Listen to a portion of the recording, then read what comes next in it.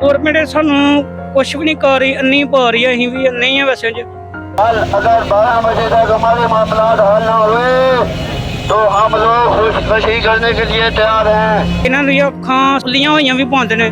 ये तुझे देखो कूड़े के ऊपर से मोटरसाइकिल लंघाई है उन्होंने। अस्सलाम वालेकुम नाज़रीन, मैं इस वक्त माल रोड लाहौर में मौजूद हूँ और आप मेरे पीछे ये नाबीना अफराद देख सकते हैं। ये नाबीना अफराद अपनी नौकरियों के हक में यहाँ पर एहतजाज के लिए आए हुए हैं और सीएम साहिबा की तरफ से आज 13वें रोज़ भी कोई मुनासिब जवाब ना मिलने की वजह से यहाँ पर मौजूद हैं। इन 12 से 13 दिनों में इन पर पुलिस ने लाठीचार्ज भी किया, इनकी जेबें भी कटी, इनके सरों से गाड़ियाँ भी गुजरी। इनके साथ क्या क्या मुश्किलात पेश आई, आइए जानते हैं इन्हीं की जुबान।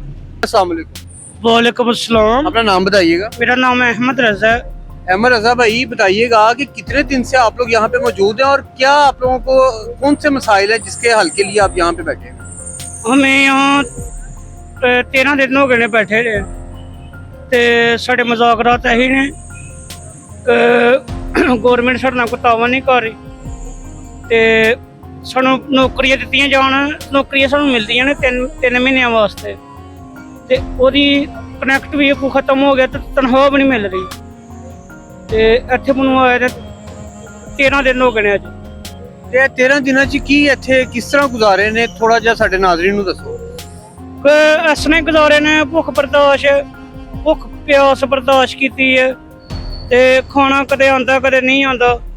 हुण अहीं कचहरी हाउस तो इत्थे आ रहे हैं क्लब चौंक अच्छा। ते पुलिस वाले ने लाठी चार्ज किया साडे ते उन्होंने मेरे किन्ने बंदे साडे जख्मी भी किए ने ते कईयां दे बाजू भी तोड़े ने, हत्थ भी तोड़े ने, वो हस्पतालों दे विच ने।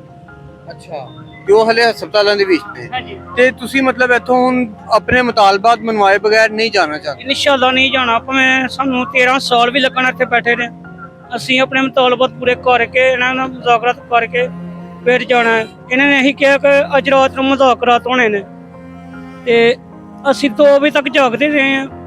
2 वजे तो बाद सुते हैं ते नाल साथी लम्मे पे रहे हैं।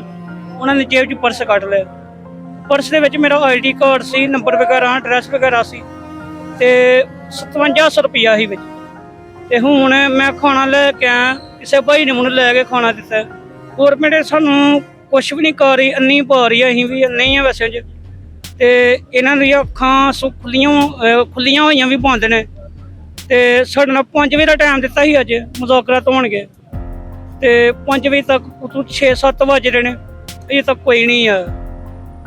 जी तो नाज़रीन, ये जो अभी अहमद रजा भाई ने बताया कि खुली हुई आंखें भी बंद हैं, वो शायद इनको देख नहीं पा रही कि ये 13 दिनों से यहाँ पर मौजूद हैं और इनके साथ क्या हालात गुजर रहे हैं। इनके सरों से गाड़ियाँ गुजर रही हैं। अभी ये जो दूसरा भाई साथ बैठा है, इससे भी बात करते हैं।